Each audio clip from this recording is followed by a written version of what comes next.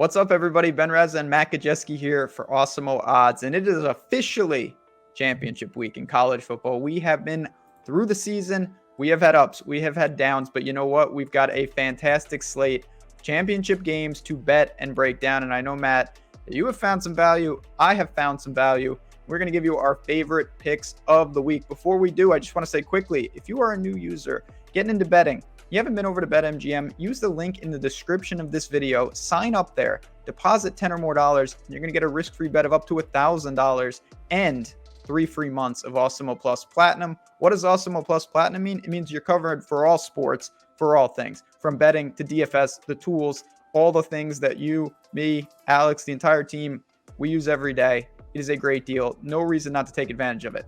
Hit that like button, subscribe to the channel, help us out. But Matt, we got games Friday and Saturday. I know one of your favorite bets is one of the Friday games, so take it away, get things started for us. Yeah, we have a rematch in the Pac-12 championship of a game just played a few weeks ago between Oregon and Utah. And now that game was played at home for Utah. Definitely part of the reason why we saw the game end up 38-7. But ultimately, I don't think home field advantage is worth that much where this spread should just be 3 points heading into this game. We saw a complete dismantling of this Oregon team, and we've seen the Ducks struggle a lot of late. It was not just that Utah game where they allowed 38 points, but they just allowed 29 to Oregon State. They allowed 24 to Washington State the week prior, and they've allowed at least 24 points in 5 of the last 6 games. The only game that was completely within reason to them was Washington, a team who really struggles on offense. So this is a defense which has morphed a little bit. And you look at their season-long numbers, Oregon's been fairly strong on the year. But again, of late, they've struggled quite a bit. And Utah has shown an ability to take advantage of some of these weaknesses. Conversely, Utah's a team that has season numbers that are a little bit depressed. And a lot of that comes from they just started Charlie Brewer to begin the year, the wrong quarterback by all accounts. Since they've moved to Cameron Rising, their offense has been much better. Rising is a strong dual threat, very efficient as a passer, and they actually haven't needed to use him a lot in these games. So overall, a lot of edges just point towards Utah for me, and I'm a little surprised to see this 3 points when Utah already blew this Oregon team out just 2 weeks ago. Yeah, I mean, we've talked all year that Utah is kind of 2 different teams in one season. When they made that switch, they have hit the light switch, and they've been fantastic. 38-7 over Oregon. That game was out of hand early. They're just a very balanced team. Not a ton of household names, but they've got different receivers from gadget guys like Covey. They've got tight ends. They can run the ball. I love everything about this team. I think they're a very strong team, and I do think they're the best team in the Pac-12. Should be closer than what happened when Utah just dismantled them at home. But again, you're only laying 3 points in this game on Friday night. All right, I'm going to take on the beast. I'm going to take on the biggest game of the weekend. Saturday, Georgia, Bama. Georgia is a 6 or 6.5 point favorite. That's why we want to go to OddsShopper, shop those lines. I'm going to obviously take 6 because I'm going to lay the points here with Georgia. I'll be honest, I don't think we really know how good Georgia is, but my guess is that they're as good as advertised. They've really destroyed everybody they've played. Now, they don't play some of the best teams in the SEC just by a product of being on the other side. We haven't seen them against Ole Miss. We haven't seen them against Alabama.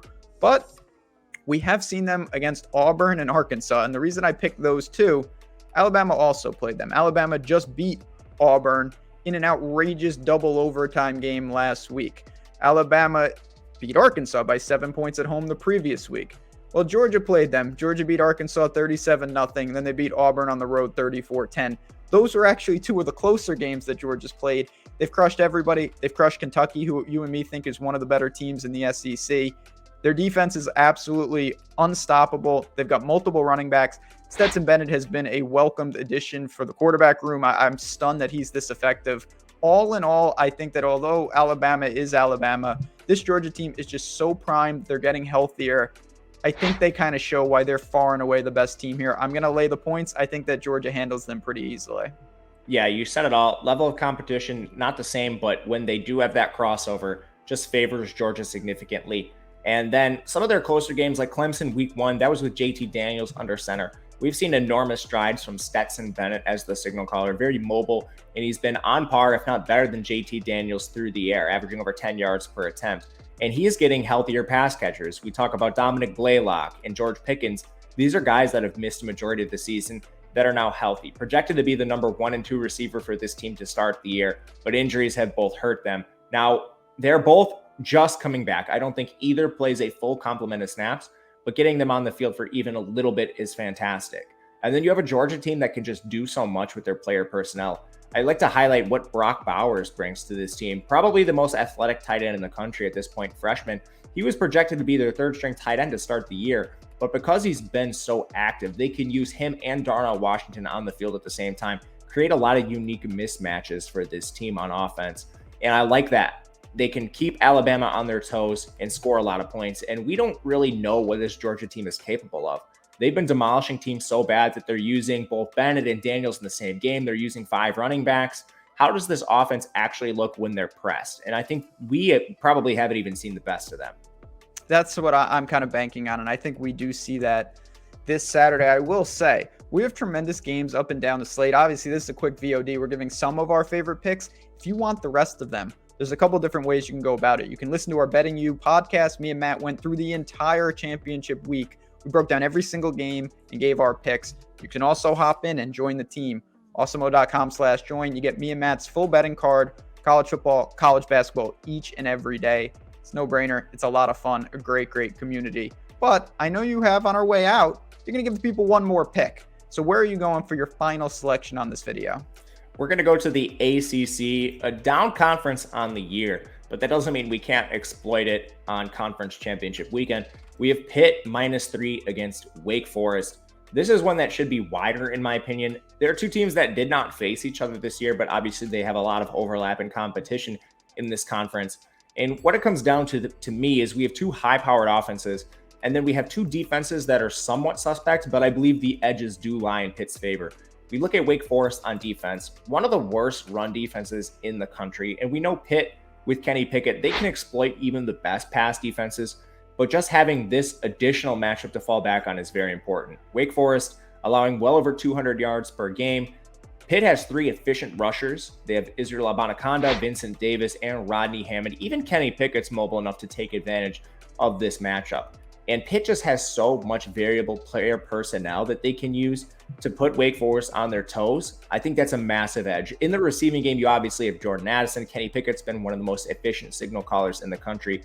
But even without Taysier Mack, they've been able to rely on Jared Wayne. They have 2 very athletic tight ends in Lucas Krull and Gavin Bartholomew, allowing them to use 12 personnel. And when they play with just one tight end, they have an absolute burner in Shockey Jacques-Louis, who comes on the field and can take the top off the defense, opening things up for players like Addison underneath. There's just a lot that Pittsburgh can do on offense, and Wake Forest being as suspect as they are on defense, it's concerning enough for me where I'm willing to lay the 3 here. Wake Forest has allowed over 40 points in 3 of their last 4 games. They've allowed over 30 in 6 of their last 8, and a lot of that against mutual competition that Pitt has played a lot. They've held them to far fewer points. So the advantages to me lie with Pitt. I'm going to lay the 3. Yeah, I like Wake Forest in life. They've been really good to us this year. Really respect what they did this year. But there's just no doubt that their defense is in a different level of suspect. In particular, I just want to throw out those rushing numbers. 5.2 yards allowed per rush, 113th in the country. That is far and away. I know Pittsburgh's got some efficiencies more in the secondary than anything else, but Wake Forest is front. They can't stop anybody. And I just worry with Pittsburgh, they kind of got, I'm not going to say a bye week, but they knew they were in this game. I do think that's important. Some of the guys that I think would have played were held out last week. They got a little healthier. I think they come into this game and they show why they are the class of the ACC. But there you have it. We've got 3 up, 3 down. Enjoy the games this week, Friday and Saturday, and stay tuned for more betting content here at Awesemo Odds. Good luck this week. We'll talk to you guys soon.